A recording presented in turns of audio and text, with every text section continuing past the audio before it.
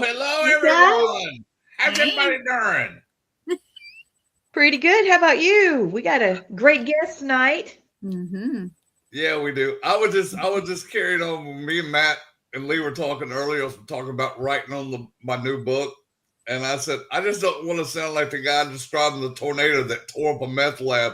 And me and Matt started going back and forth. It was hilarious. It was. Y'all so crazy. Lee's like, oh my God, y'all sound convincing. Yeah. It's like, oh my God, y'all must have practiced this. They're like, nope. No, don't need no dango practice now. Oh, Lord. Oh, guys, listen. Oh my goodness. Oh, but we gotta have fun, y'all. We gotta have fun.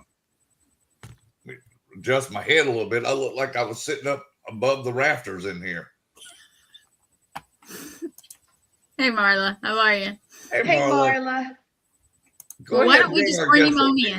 You ladies introduce our guest tonight.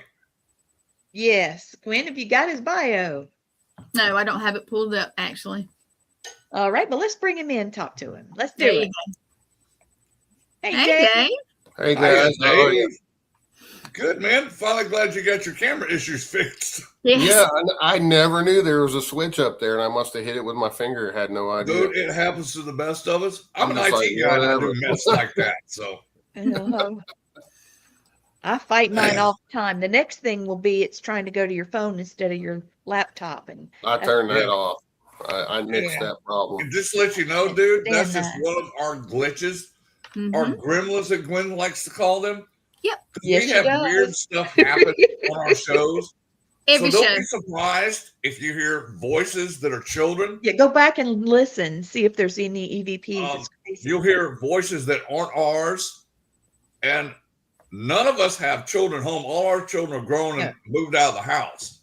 But we'll get little children come on and start laughing or start just saying Blink's house is haunted. Yeah, Blink's house is haunted. My house is haunted, and Gwen's haunted. So Gwen's haunted. I'm just haunted. It's me. And I have a spirit guide that's a kid, and she'll laugh at us all the time. So. Yeah, bless her sweetheart. Well, you'll have that when you're running a paranormal show. I mean, that's par for the course, right? We love it. Yeah, true. Yeah. Goblin gremlins. Goblin gremlins. So I've seen pretty much all your shows that you've done, and there's been a lot. So, yeah, more coming too. Good. Oh, that's wonderful. Yeah. And everybody, you saw the opener, everybody. Here's a picture of Dave at a paranormal conference, and you can see there he is with all of his books. That's a few of them, yeah. Oh, that's a few of them. There's more? Oh my God. I thought I got them. Yeah, there's been more since that picture was taken. But. How many do you have now? I have 11 that I've written myself, and then I've contributed to a few other people's books as well. And more coming out as we speak. So, I mean, I started writing later, and everything I write about is based off my investigations and experitions. So that's over the last 30 plus years of doing this stuff. You know, it just takes a lot longer to write a book than it does to, experience an actual investigation. So what I do is everything I write about, I have on tape, so I can go back. Yeah. And go back and watch the video of the investigation, and then I write about it. So that's the way I do stuff. That's what I'm doing right now. I'm going back to when I first started investigating in 1985. And I'm just getting stories. I wrote like 4 chapters of it today, which is good for me because the running joke with me when I started doing these radio shows, I used to joke around with authors, say, yeah, I'm going to write a book too, a connect the dot coloring book. And then Lee encouraged me. We wrote a book together with her husband and her mom that we use for teaching. Hey, Nancy. That we use to teach psychic kids, their parents and stuff, how to go about dealing with a child that has gifts. Mm-hmm. So that was my first foray into the book writing. But when did you start investigating, Dave? I really started playing around with it as a young man because I had my own experiences, and I'm of Generation X, so I grew up watching In Search Of, and thank you. So many of the original shows on this stuff, and I was like, hey, I can do that too. And I started experimenting and going when we would go out to cool places on family vacations. I'm from West Virginia originally, but my mom was remarried when I was a little guy, so my stepdad was in the Air Force, so I grew up on Air Force bases and out west. So I got to go to many crazy locations on vacation that we didn't know, that I really didn't know about at the time, that had all these ties to ancient Native American sites and skinwalkers and everything like that. And I was able to see some stuff on In Search Of, and I was like, man, I want to try that. And I had, I saw Hans Holzer on there for the first time. Yeah. And that Christmas I had gotten a tape recorder, and lo and behold, he had one just like it on In Search Of during the ghost episode. And I was like, hey, I can do that. So I started experimenting. And the first place I used it at was at a place called Mesa Verde in Colorado. I know what that is. Yeah, and if you know anything about that, that's where the Anastasi people were, and they just disappeared. No one ever knows what happened. Knew what happened to the tribe of people, right? They just kind of disappeared off the face of the earth. And I actually got my first 2 EVPs there. I got chanting and drumming, and there was no one else around that day. It was during the week. No park rangers, no other visitors. We had the place to ourselves. Right on. It sounds like you started out like me, man, with a cassette recorder. You'll laugh at this being an Air Force guy. Our first investigation I did was where Sharon Tate was murdered in Cielo Drive. I was there for a school, a hazardous cargo school, and we had watched Helter Skelter. And I said, we're only 60 miles away from here. So we went old school, dude. We stopped at the gas station, filled up, got a map. Dude, this is what we had for equipment. An old cassette recorder, your favorite Lackland laser, you know what those are, and a Polaroid camera. That was my first paranormal investigating stuff. Well, I mean, I always tell people your best tool is your body anyway. Of course, you can't beat magnetic tape for the most part, but, like I was saying, though, if you've ever been to Mesa Verde, it's a ginormous rock cliff that there's a whole Puebloan city built underneath. And there was literally thousands of people there. So when in its heyday, and, to get something like that just blew my mind. And my mom was scared to death. I said, I was excited. I said, look, I got this. And she's like, I don't want to hear that. Turn it off. So when you get things like that, and then having had the experiences I had as a young man, it kind of just set the hook deeper, and it just snowballs on you, and it turned into a lifelong pursuit of answers. Really, it's a hobby gone insane, so to speak. And that's what's so fun about it. It started out as we saw In Search Of. Then it's like myself, I've been an empath medium for 60 years. But I never investigated until 1985.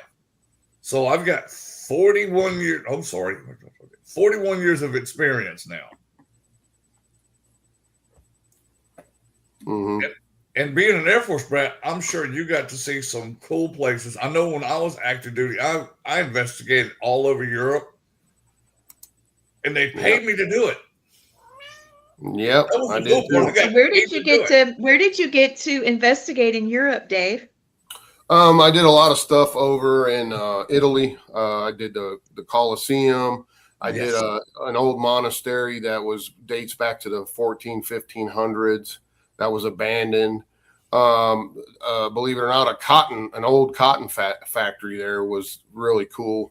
Got some crazy stuff, and I took when I went to Italy, I became an MP for the most part, and which back in those days it was called security forces. They've changed the name of this stuff, I don't know, like 5 times now. Yeah. But I had these 2 big black MP guys with me, security forces, and they wanted to go check out what I was doing, and we started hearing chanting and weird voices in there, and I heard all this footstep commotion. I look, and those 2 guys were running away. They left me there by myself. And I'm like, where are you going? They gone? And they're like, man, screw you, man. You're crazy. But, Crazy white boy. that's, they were pretty freaked out about it. But, yeah, a lot of them with their feet and elbows running, right? Yeah, there's so much history over there. Way more history than we have here, except for the Native American aspect. But yeah, it was cool. And I've done some EVP work in England and other things like that. But in the future, a lot more coming from over there. I'll be going back over there. Numerous times. I mean, I'm working with Christopher Garetano now with his company. The guy who did Strange World, and I'm part of his company now, and we have a lot of projects planned. We got a new movie coming out this year called A Haunting We Will Go. It's his movie, but I'm in it. That's the first project I'm involved with him in, which I'm super excited about because he's real. And that's, that's who I want to work with. I don't want to work with these Hollywood people. They're fakes. That's 99% scripted, bunch of BS. And I'm also working with some friends of mine on their new fun show. It's called Booze, Brews, and Barbecue. And I love it. It's Barry Kurtz, the drummer for Shinedown. He's a friend of mine. And John Silver Spears is in security. And Ty Sherrill was a barbecue guy. So they put this fun concept together where they go to a town, they sample the local barbecue, the local breweries, and then they do a paranormal, situation. So they wanted me to be a part of it. As their Yoda, as they call me, to teach them the basics of paranormal investigating. That's what I've done. And I'm not on every episode, but they bring me in. I was on three episodes the first season, and we're already getting ready to start filming season 2 with that. So a lot of fun. Here's tribute to eat. Yeah. And there's no, we don't drink during the paranormal investigation. That's we're there for 3 or 4 days. So right on. One day is sampling the barbecue, one day sampling the brewery, and other days investigate. Yeah, just take. So we've had some really crazy experiences on that show too, and so it's a lot of fun. You got to have some fun when you're doing this, You can't be 100. You can't be serious all the time. But when I do what I do, I take it very seriously. So the other part's just fun. You get to eat all kind of great barbecue and drink a few beers if you want, or wine or liquor or whatever your forte is. So see, the thing is, Dave, is you can have fun on an investigation and still be serious about it. Sure. Because I do not react to positivity. Sure. Yeah. That's why I try to tell people, a lot of times you'll get more responses and more activity when you're just sitting around BSing with each other than trying to make. I always tell people you can't make spirits do tricks. If they want to communicate, they will. And, in some cases, it's traumatic for them because they may not even know they have passed on. Sure. And then they see these weird people in their homes or their place of business, wherever you might be at investigating, and they can hear and see you, but you can't hear and see them, and they become extremely frustrated. And I think that's on occasion, that's when people sometimes get scratched, or they're saying, hey, they're lashing out because they want you to respond to them, but they can't figure out why you're just ignoring them. And a good example is that movie with The others with Nicole Kidman, they kind of touch on that, you know, and that's a reality of this too. And there's so many different aspects, so many different rabbit holes you can go down when you're doing anything having to do with a paranormal phenomena, whether it's cryptids, UFOs, hauntings. A lot of it overlaps for me, and that's why I've always been known for doing everything, because as an investigator and having my background as an investigator, you know, in law enforcement and everything else, you'd be doing yourself a disservice if you didn't step outside the box and look in, because a lot of these things cross over numerous ways, numerous Yes, times. they do. So I wanted to let you know that Blaine is an Air Force guy, veteran. Gwen is also a medic. And so she's like you and Blaine. She doesn't really see things that spook her. When things get a little scary, that's when she zones in. Yeah, I do. Seen it, and it blew my mind. Me, I'm just a little bit excitable, but I've got a temper, and that kind of leads me through when something gets, you know. Well, I you mean, know, I'm we like, all oh, have no, you our own don't. ways of Stop doing that. it. Yeah, we do. But you know, your body, like I said, is your best tool. If you have the fight or flight situation going on and your body says flight, then take off, get out of there for a little bit. You know, listen to what your body's telling you, because we all have that built-in sensory situation where, hey, you just know it's time. Maybe we need to step out of here and take a break for a minute and take a new look at this, because you know this stuff can be dangerous. It can. Well, Dave, did my it with body doesn't questions know for that you. fight or flight response. I've never ran from any spirit in my life. I want to talk to them. Well, that's what I'm saying. If your body doesn't tell you that, then you do what you got to do. But other people, if their body says time to go, then it's time to go. Oh, And You you know, have I'll to tell back them, out and look, like, strategize. yeah, Yeah. I'll tell them. I said, do you need to walk out of here for a little while? Okay, I'll walk out with you and get them calm down. Because most of the problem I see, Dave, is these people tell spirits, let me give you my energy. And that irritates me to no end. I'm like, why would you give them your energy? Because they will drain you like a vampire. Oh, yeah. 100%. I said, there's energy all around you. Yeah. But we see it quite a lot. Yeah. They'll see it on the TV you know, show. some of us, I don't know, for lack of a better word, we're stupid and we go in when we maybe should be going out. I used to call that when I was young, doing this running and gunning, because I'm not scared of anything. But let me tell you, firsthand experience, I got really messed up a few times from doing that. And I had an attachment one time from a case that I lived in for over 30 days and went back 3 more times for 2 weeks at a time. And I had some major issues in my life happen after that I had to get taken care of spiritually, because I was, I'm the military mindset, Pharaoh. I'm not scared of nothing, especially a spirit. Well, let me tell you, you can get really messed up from this stuff. So you have to know how to protect yourself in whatever forte that is, and know how to put up that, invisible shield, bubble, whatever you use to protect yourself spiritually, because they can and will affect you in negative ways on certain occasions. Dude, I've always taken those as a badge of honor. What's that? There's a question there for you. Oh, yeah. Have I ever lived in a haunted location? I have. Well, I owned the notorious Willow's Weep house.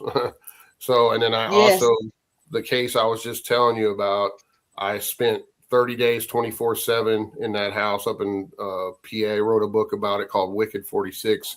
And I went back 3 more times for 2 weeks at a time and physically lived in this place. It had ties to the Warrens from the 1980s, and it had ties to the Smurl case too. But there's a whole long story with that. But the place was super evil, super negative events happened there. The kind of events that stain a location in the building forever. Very horrible events, murder, suicide. Is that where the guy killed himself in that chair? Kind of melted. That was at Willow's Weep. That was the house I bought just to have my own paranormal lab to do that with. After I did the Wicked 46 case, then that kind of dropped in my lap just a few short years later, and I took advantage. I said, well, doing what I do, this is a no-brainer. I should go ahead and do this because then I'll have my own paranormal lab and I can control the environment. You know, I pulled all the electric out of the house and everything just so I wouldn't get false positive. All the plumbing was out of the house. So, you know, it was a crazy, crazy situation. So you shocked that lady when you offered to buy it. She looked like, yeah, whoa. and that part in the she show said, I'm not in it. You know, I'm not going back in that house. Yeah, and that was a recreation of how it really happened, so to speak. It started on the phone, and I went there and bought it from her. But you know, you got to remember, paranormal TV is not always what you think it is. I mean, I'll tell you firsthand. Like when I told, you know, what started me in this was a Bigfoot sighting I had with my grandpa as a 13-year-old boy. I did that. I wrote the book called West Virginia Bigfoot. It had my story and all these other cases in it that I've investigated here in West Virginia for years. You know, other people's accounts that I had put together, and I wrote a book about it. Well, the TV people read my book, someone in TV land, and they contacted me. And next thing you know, I was telling that story, right? Well, I didn't know. I was naive to the TV world, so to speak. And I saw the episode come out like everybody else did. I didn't know how they were going to spin it, portray it, whatever. I just told my story, and I thought that's how they were going to tell it. Well, let me tell you something. They added things that didn't happen. They moved stuff around in different order, and I was livid because I can imagine, dude. You know, I want it told the way it happened. You didn't need to make it any scarier. It changed my life. It's why I do this, you know, today. And I was really naive to that whole situation. So you got to take paranormal TV with a grain of salt. Yeah, there's people on there sharing their experiences and their stories, but it might not be the whole and complete truth. You know what I'm saying? Praise Jesus, I never had that.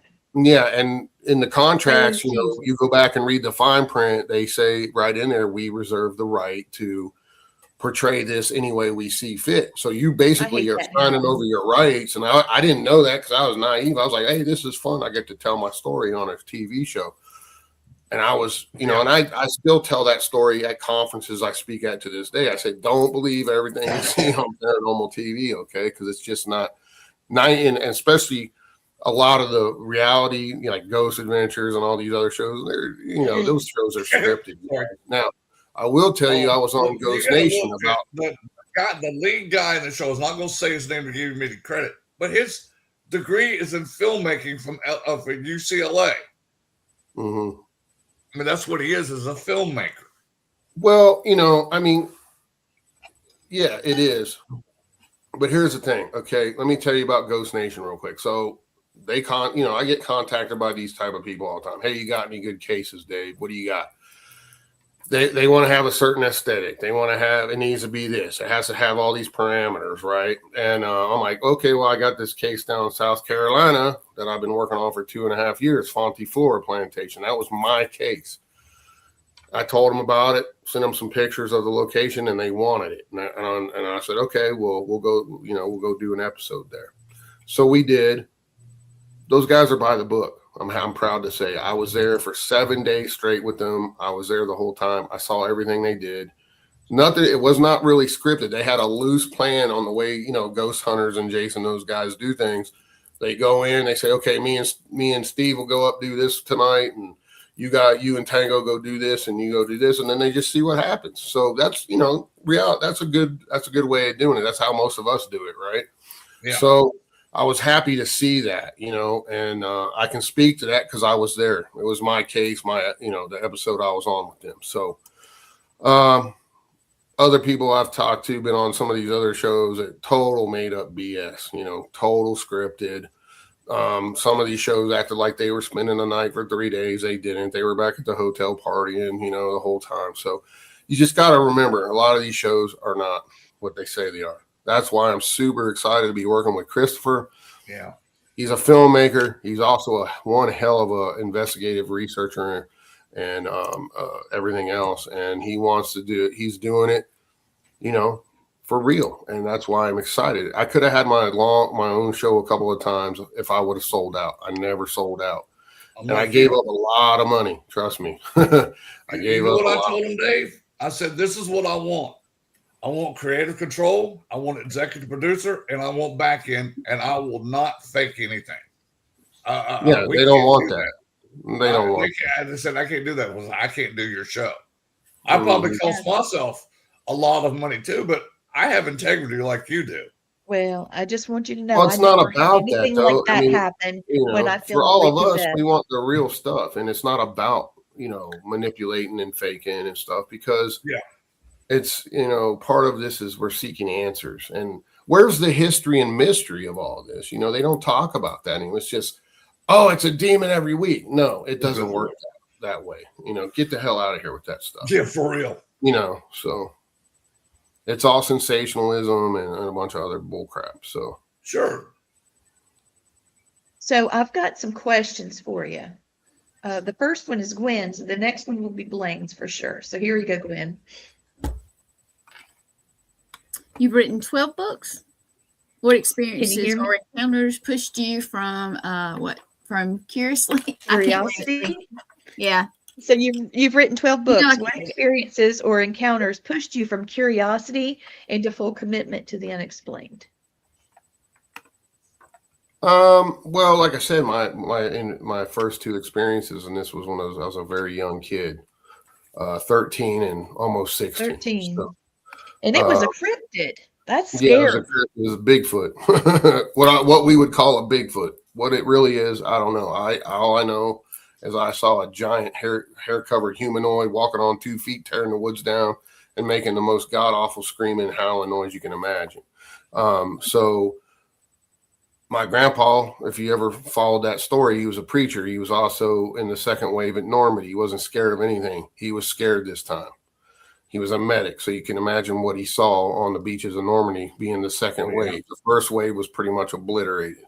So to him, it was a demon because he's old school, fire and pulpit, pounding on the pulpit, brimstone type of preacher, Baptist preacher, right? So he wouldn't talk about it with me, which frustrated me because that's the man I look to for answers for all this, anything spiritual or weird or anything. And to him, he's like, that's the demon, son. We just don't talk about it because it brings it closer. I said, well, I don't think it's a demon, Pat, but it was something messed up, scared the hell out of me, man. I had nightmares for years over this thing. But it also sent me on this path of seeking answers. You know what I mean? And little by little, see, back then, you guys know, we didn't have the internet. We had the local libraries and the school library. So little by little, I started discovering magazine articles about the Yeti and these strange foot tracks in the Himalayas. Then I happened to see the show In Search Of, and I was like, that's what I freaking saw. The light, the light bulb came on, everything started clicking. And I said, this stuff is real. I'm not crazy. I really saw that, and because you kind of second guess yourself when you have an encounter. You're like, what, and so it just kind of started slowly snowballing. And then, you start getting your first EVPs and anything you're, kind of exploring. And it's just like that hook gets set and you're done, $100,000 of equipment later, tens of thousands of dollars spent on gas, fuel, and food and stuff going all around the country and the world doing this stuff. It just becomes an obsession, really. And, that's where I'm at with it. It always has been. We all are. And it's funny, right before you started talking, dude, we got a child cry come over the thing. I didn't want to interrupt you, but I want to tell you when you were done. I was like, oh, that was a baby crying. Sweet. Hopefully we won't have no electronical interference, which happens to me on some of these shows too when I'm on there. So you never know. Okay, Blaine, here's your question, and nobody better than you for this one. How did your time in the Air Force shape the way you approach paranormal investigations today? Well, for me, Blaine, you become a trained observer. All right. So those skills are pretty much cemented in your brain because you do them over and over again in the military. Yep. And that's kind of how you're taught. And then if you go into any other type of law enforcement, like I did, you're taught investigative techniques and all kinds of other things. So that's we all kind of like build our own way of investigating, right? You learn through experience, or you learn through working with other people, and maybe you like the way they do something, so you kind of implement that into your own toolbox, right? So that's kind of how I did it. I took law enforcement, the who, what, where, when, why, and how, looking outside the box, looking in, Yes. that type of thing. And that's how I do my stuff.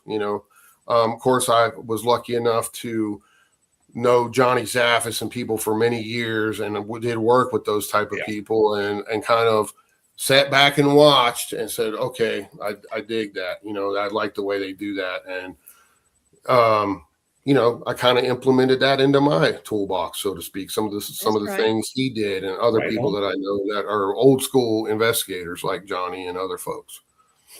Hey, what was your that's exactly AFSC? AFSC. What was your AFSC? I started out in MWR, which it was no longer called that, and it merged with what they call services back then, which was everything like, you said, it was all recreational stuff for the troops. Like if I was deployed, I was in charge of bringing movies and I did all the fun stuff, man. I brought fun to it. But then, I didn't go in for that. I was on like a hold, and they stuck me in there because I wanted to go in right away. So I didn't wait I was going to be a security forces. So there was no openings at the time. So I went in, got stuck in that, and then I cross-trained over into law enforcement and different things as an augmentee, and did that. I did all kind of different jobs. I was a helicopter gunner for a while in a certain unit and other things like that. So, I loved the Air Force. If I blew my knee out and I got out after 8 years of active duty, I didn't want to, but then I went into, got home, rehabbed my leg because they were going to stick me on the desk the rest of my military career. And I was like, nope. Came home and then rehabbed through the VA and everything, and went into federal law enforcement. And I retired after 20 years of government service. So I was in federal. I did 1 year of state, and then I went into the federal law enforcement system. That's awesome. Remember the movie Con Air? Mm-hmm. I did a lot of that. I transported inmates, terrorists, you name it, all across the country via air, and with the U.S. Marshals and other folks. I was in the BOP, Bureau of Prisons. Okay. We worked hand in hand with those guys all the time. So yeah, you walk like that. I can see that in you. All right. So I get a question. Okay. So what is one case you worked on that still unsettles you? Something that you can't fully explain, something maybe, I guess, like stumped you or shook you, when people say, hey, that I'm shook, sometimes we have those moments. Yeah. I mean, look, I don't know, these I know cases, you don't really get shaken. These cases are like an onion, every single one of them is different, but they have many layers. I've said this for years, you peel back one layer and all you come up with is more questions, and you peel back another layer, there's more questions. I don't know if we're even supposed to know any of this stuff, or if we're, it's being held back from us in some ways, but we get little tiny bits and pieces of the puzzle sometimes. And that's what it's all about for me. We're all on our own journey. We have our own reasons for doing what we do.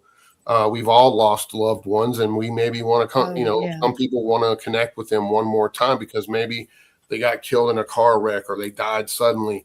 Everybody has their own reason is what I'm trying to say. So I guess, there's been a few times when I've really been shaken up from some of this stuff. Like I said, I had that attachment thing that went on with me. That was unnerving when I realized, oh my God, I have an attachment. I've been scratched a few times. I had my arm fractured. I can't say it's 100% paranormal though. You'll never hear me say that because I just can't prove it. Anyone says they can prove it's lying because they can't. But I do believe, there's been many people convicted in the court of law off circumstantial evidence, right?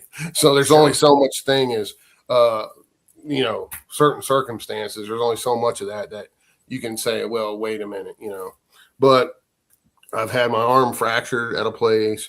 I had my head cracked by something unseen. It was all caught on camera. And during the ghost box session that my buddy was running with me, he asked it. He said, "What did you do to Dave?" And he says, "I hit him." And and it came across a ghost box. I hit him, and then it went ha ha ha like that. And then he said, "Well, what'd you hit him with?" And he said, "A shovel." And that whole story is crazy, and that'll be in one of my upcoming books. I have many books planned. I do a series for hauntings called Real Hauntings of. So the first one is out. Number one's been out for a few years. Real Hauntings of West Virginia. There'll be 3 volumes of that. There'll also be Pennsylvania, Tennessee, Kentucky, New Mexico, California, Florida, all these places I've investigated where I've compiled enough investigations to do a whole complete book on over 30 plus years of doing this stuff. Right. So, that'll be out in the Indiana version. So, of course, the Weave House was in Indiana. I've investigated many places in Indiana. That state has got a ton of haunting stuff. It's not called the Crossroads State for no reason. There's a lot of weird stuff in Indiana, let me tell you. That's amazing, dude. When can I can feel you. I'm sorry. Excuse me. Put my glasses on. That's okay. Go ahead, Blaine. Go ahead. No, I didn't mean to step over there. I was just going to tell him I fell for getting hit by a spirit. I got punched in the face at Gettysburg by the train station. That You it got hit punched in me the so face at hard. It Holy made Jail. my eyes water. It made my nose. Oh, God, I know. And it made my nose bleed. Oh, And I was with paranormal investigators who were seasoned. It freaked them out. Me, I took it as a badge of honor. To each their own. It didn't kill me. I'm all right. But I was with him in Pauley Jail, and I saw his head snatched back, and he got punched in the mouth. And by God, he was pissed. He was so pissed. Well, it's kind of unnerving though when you realize that something has enough power to punch through to our side and physically hit you, mark you, scratch you, whatever. It's like, whoa, that's taking some serious energy here, and maybe it's time to back off, regroup, whatever. One of the craziest if they things. Can do that, what else can they do to you? Right. It's yours anyway. One of the craziest things. I know. That's what scared. Remember, back. You remember the movie Ghost with Patrick Stewart? Excuse me. I'm sorry. Crazy. There was a glitch, and I didn't hear you talking. I'm sorry. What were you saying? Oh, that's okay. I was going to tell you about this place that it was really unnerving one time, real quick, if you want to hear it. Yes, sure. You ever heard of Revenant Acres? Revenant Acres in Indiana. Did you ever hear of that place? I've heard of that place. So it's shut down now, but it was a little bitty old farmhouse out in the middle of these cornfields, in the middle of this small town. Oh man, that sounds right next scary. to a 4-lane state highway, and it sits right on the road. But there was all kind of stuff that went on there. I was in there with 2 other guys. This place is really nasty, negative feeling too. And we're upstairs. There's only 1 bedroom upstairs, so you go up the stairs and you're in this bedroom, and it was the whole walls and ceiling, everything painted black in this thing. And it was like that when it was people living in there, and all kind of debauchery and things went on. And we started hearing heavy footsteps downstairs, to the point I pulled my pistol out because I thought somebody was in the house with us. And I'm waiting for him to come up the stairs, and I'm like, "Who is it? You better stop right now." I'm armed, and I was still in active law enforcement at the time. And you hear this walking, comes right up the stairs, boom, boom, boom, nothing. And I was like, whoa, that was freaky. And they all felt it, heard it. And then we go back in the room. We got a ghost box, and we were live when this happened. And it sounded like a freaking bomb hit the house, and the entire house shook. It was just like this big boom, to the point where we thought an 18-wheeler came off the highway and hit the house right after the footsteps. That's a lot. And it shook the house to where we stumbled, and we were like, what in the, and everybody watching it heard it, saw us react, and we couldn't figure out what it was. We were running out. We're running outside to see where the vehicle is that hit the house, Yeah. Nothing. And it was like, only thing we could figure out was like a portal had opened and something either came through or left, Like a crack, And like a thunder crack. Yeah. right, but it literally shook the entire, like when a real close lightning bolt hits and thunder shakes your house. It was that on crack. Like it shook the entire house, and the windows rattled and everything. And we were like, what in the frick? So that was a pretty unnerving experience, because I'm like, and then you look around and there's no explanation as to what could have caused that, I'm cussing, so I'm gonna turn that back on. Yeah. You got me cussing. I turned my thing back on for a minute. You tonight, Lee. I'm not the one cussing it. I like it. It's me tonight. Yeah, always it's laugh. Usually blame.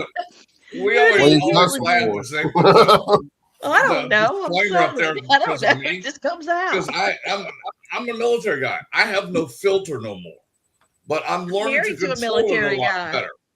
But yeah, dude, I've had that same experience before, where it felt like the roof was being taken off. I thought we were getting hit by a tornado. Yeah, it's even hard to explain unless you've actually felt the power of that and experienced it. It's just like unreal amount of energy, Yeah. It's like, whoa. And the crazy thing was we heard those heavy footsteps coming up right up the stairs toward us. I'm at the top of the landing with my piece out, and I felt like it came right up on me, and then it just stopped. It was the weirdest thing. And the two guys with me were like, what the freak was that? And we were just like kind of blown away, because they were, it felt like someone was coming up the stairs in the house with us. And then we go back to that room, and it wasn't 30 seconds later.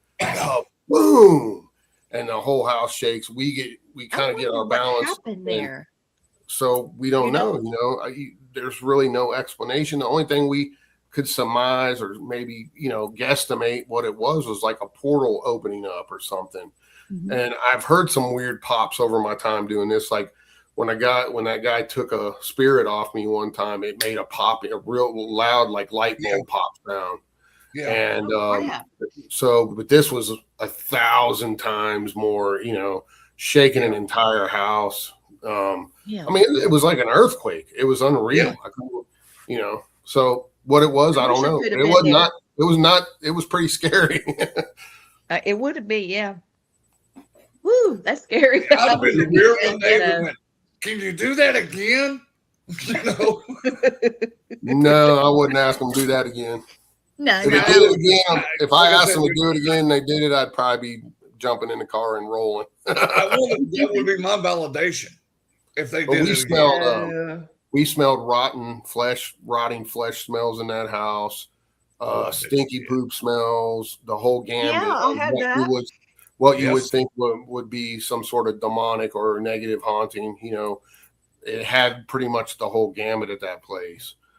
Crazy growly EVPs, we really felt like there was some women that were tortured there in a very bad way. Some of the responses we got and on the ghost boxes and EVPs we gathered, and we had talked, two sheriff's guys ran that place for the owners, and they were telling us all the calls that would go there back when there was people there, a lot of drug abuse, sexual abuse, the whole nine. It's just a very nasty, nasty place. Yeah, sounds like it. Dave, was the energy in there when you walked in, was it really heavy? Yeah. Yep. And I took another thing with that case too, is I went there 3 different times because I wanted to, and there was another group that had been there. You could tell whoever this kid was, he literally had a major attachment, if not a early possession. He was a little skinny kid, and he was drooling, and he was contorting in these weird ways. And he went up to this real buff dude that they had with him, and he was just like smacking him and stuff. And this dude would have just beat him to a pulp if he wanted to, but he knew, he was smart enough to realize this kid had something major going on. And so that was another thing. And then some of the pictures I took, and I'm not a big believer in what you see in windows because of pareidolia and stuff.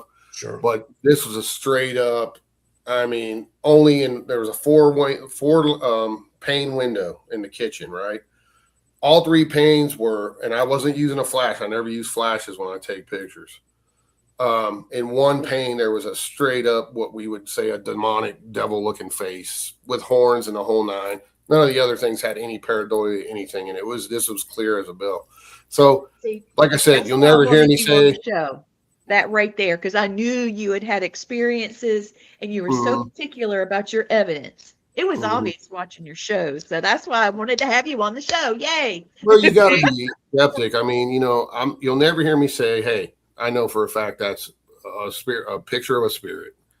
Pretty compelling, kind of trippy looking, but as an investigator in this stuff, there are no certainties, and then you have to use discernment, because what I like to do is I'll say I'm using 5 pieces of equipment, whatever they are, doesn't matter, right? 5 pieces of equipment. I also document, okay, you walked into this house and you feel this horrible sadness or heaviness or whatever it may be, right? Because you guys know the more you do this, the more you can feel it with your body. You kind of get more attuned to it, right? Right. So you feel this stuff. Then you're getting hits on, say, 3 out of 5 pieces of that equipment. Then you get an EVP on top of that. Then you have Ghost Box running, and you're getting responses that you can later back up with factual information. How do you explain that? You can't. You can't. So only then will you say, okay, this could possibly be paranormal in nature, because you still can't at this point say, I know it for a fact, blah, blah, blah, blah, blah. Even though you may know it in your own heart, you're experiencing something paranormal. Yeah. But you would, if you would say, I know for a fact it was a demonic entity, 100% I know it, you're backing yourself in their corner, because how are you going to prove that? You can't. So you got to use your brain when you're speaking and talking about this stuff. Anything else is just asinine, really, Yeah. You can say, look, I was feeling this. I got this. We saw this. Joe Blow over here got scratched on the arm, blah, blah, blah. Lay out everything that happened, and then tell people, make up your own mind. Because you're so strong too, because you have all of that lined up, and it leads you to the perfect conclusion. Blaine, you got to ask this question here. Me. What's the biggest? Oh, sorry. Just say Glenn or Blaine. I didn't hear what you said. So I said Blaine. Go ahead, babe.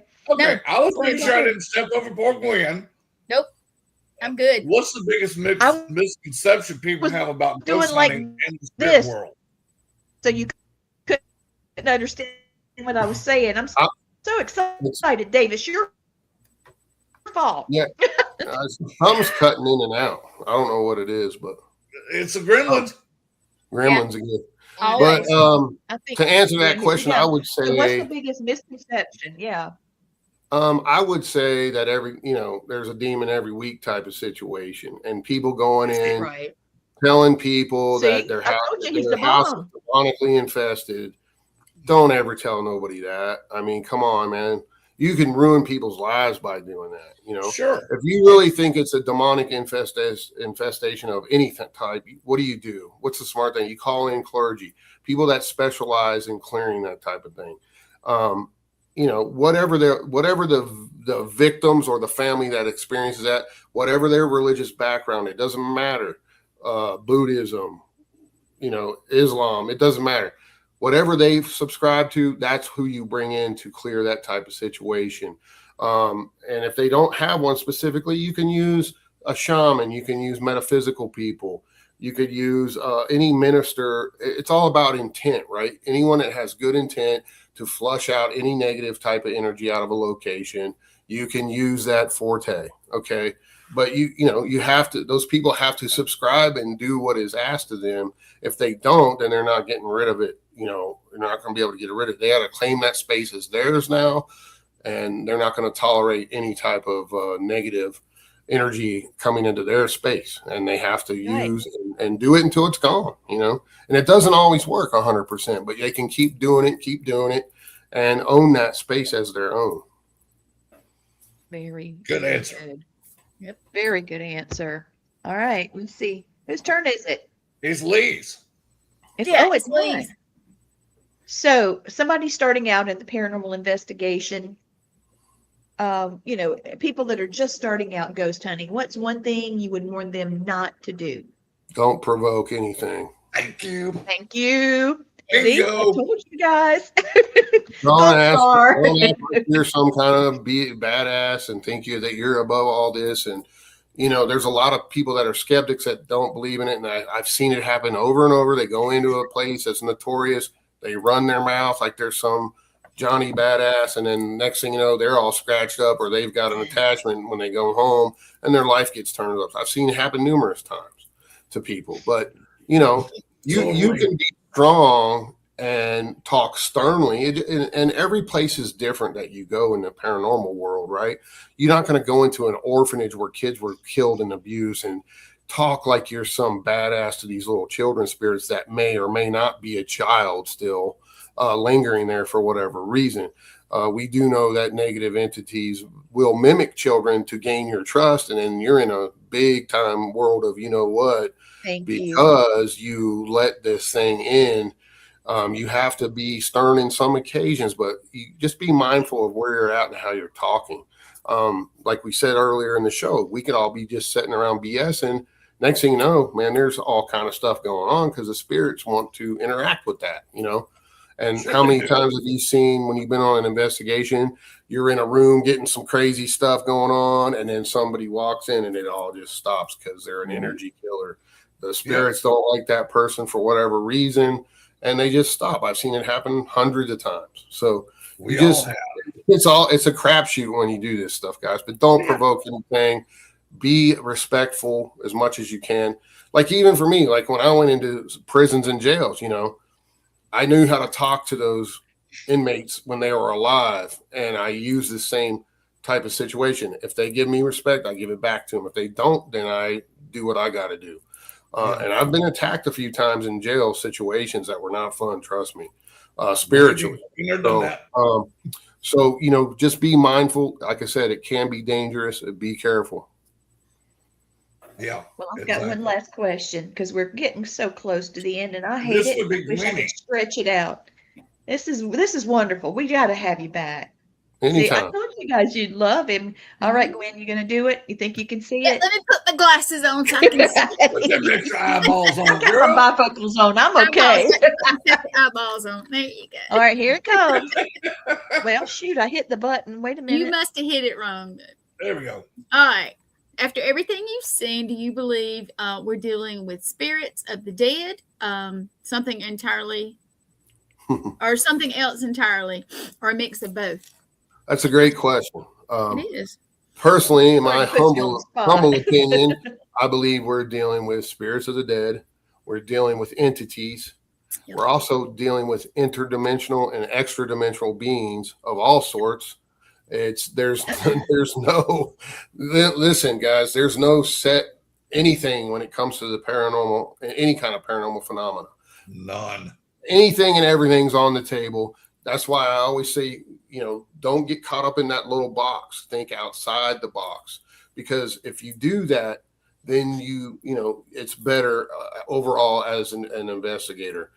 Don't think everything's in this nice, neat little package, because it isn't. It just isn't. I've tried that early on in doing this stuff, and it just never works out that way. And like I said, most times you're left with way more questions than answers anyway. That's just the nature of this.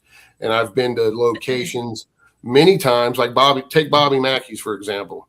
That was on way back when. It was on my bucket list. I had to do Bobby Mackey's. So I went there at like 5 different times. First time I went, nothing. I was really disappointed. It was like totally dead. Nothing. No pun intended. But no paranormal activity hardly at all, right? And I was like, man, what is this? They say this is the portal to hell. This place is off the chain. I got nothing.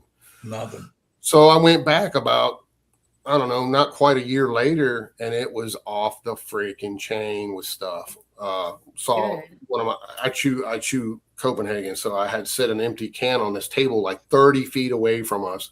We're over here. We've got some equipment running in the dressing room where that woman was murdered, right?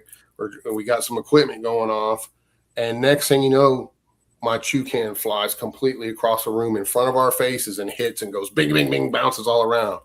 Nobody's over there. We're all right here together. There's 3 of us.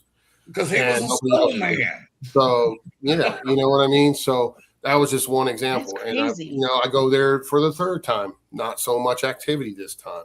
Fourth time, a lot more activity. Fifth time, activity again.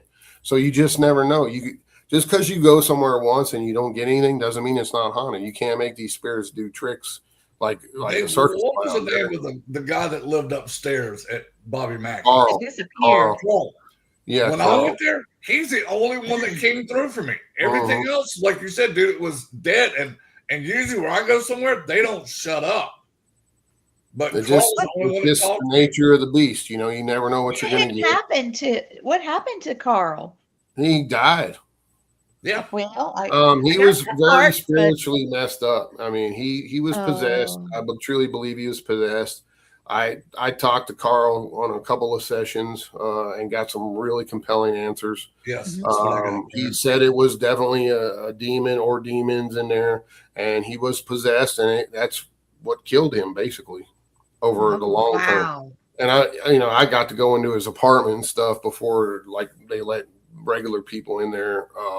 We were one of the first people after Ghost Adventures to actually get in there, and because Bobby, I kind of know him from a ways back now, and he let me go in. But it's a shame they tore the place down. They should have kept it open just for paranormal stuff. But it's one of those. They're building another one, right? They already, he's got a whole new honky tonk now. It's not on the same place though. Oh. Now, Dave, I want to ask you one last question before we get you off. If you've been to a location where spirits knew you as soon as you got there? Yeah, ones that I've been to previously. Yeah, they knew my name. First time.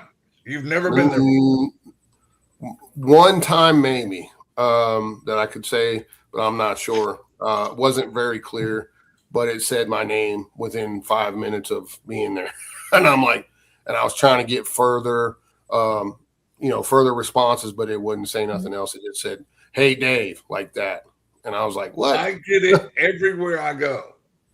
I'll get, what the hell's he doing? Does. He's not exaggerating, because I saw this in person with him one of the first times, and it said Blaine, and he had walked out the room, and he just came in, set his drink down, and went out, and bam, Blaine calling for him on the ghost box. It flipped me out. I was like, spirits do follow us. Spirits can follow us. They're not on the same time frame we are. They can move instantaneously. Sure. They're not on a clock like we are. Once you cross over, it's a whole different world, a whole different ball game for them. They move at different speeds than us. Too, yeah. They're on a different timeline. So. Oh yeah. Well, what's funny for me, I had a buddy call me from Alcatraz one night and said, Blaine, they're calling for you on the ghost box several times. And then, there you are. Come on. And the same night, I had a buddy call me from Gettysburg and said, dude, they won't shut up about asking. I've had that happen too. People call me, they're saying your name first and last. I'm like, what? But who knows? We've but that's had something like that happen, actually. Places I've been to many times before. Gettysburg is one of my favorite places. I couldn't even count all the times I've investigated that place. Oh, well, we'll be going back this year. Oh yeah, we're going to be there for. Are you going to be there in the Gettysburg Bash? I usually go every year. I didn't go last year because I was filming, and I can't. I'm pretty tight on my schedule right now because we're filming a lot of TV and movie stuff. So it's hard for me to say, I'm going to be at this conference. I got certain ones locked down. My speaking schedule's on my website right now that are locked down that I know I'm not filming no TV or movie stuff right now. There could be more dates added, but I didn't get to go. Usually I'm there almost every year unless I'm filming or something. But yeah, well, I hope you get to go this year, dude, because I'd love to meet you in person where we could talk a lot more and compare stories. See, I don't know if I'm going to be at Gettysburg or not. I couldn't say this year for sure yet. Well, if you're there, brother, we'll have a conversation. And like last year, I couldn't do nothing because I got cancer from those nice burn pits in Iraq and Afghanistan. Oh yeah. So I couldn't do nothing last year. So I'm making up for it this year. I'm going everywhere that'll have me this year. I hear you. Got to do what you can when you can, right? Thank you. Here's the last message for us. Dave, thank you for being on. And Gwen's just about to take us out. So I just wanted to say we will miss you. Please come back, Dave Spinks. We Please love do. you. Anytime, guys. Family Spirit International. Look at the little ghosties. Isn't that Don't Yeah, get cute? us just, wrong. You know what? please, I if gotta there's- say this. Hold on for you. Kill this out, Gwen. Gotta say his thing. Gotta say my thing every show. You had 1,000 choices for your entertainment tonight. You chose us. Thank you. Yes, Oh, thank my you. pleasure, guys. Thanks for having me. Yeah, come back Yeah. soon. Check out my You're the website, bomb. guys. Definitely will, brother. All right. All right. Have a good Have night, a good one. everybody. Good night.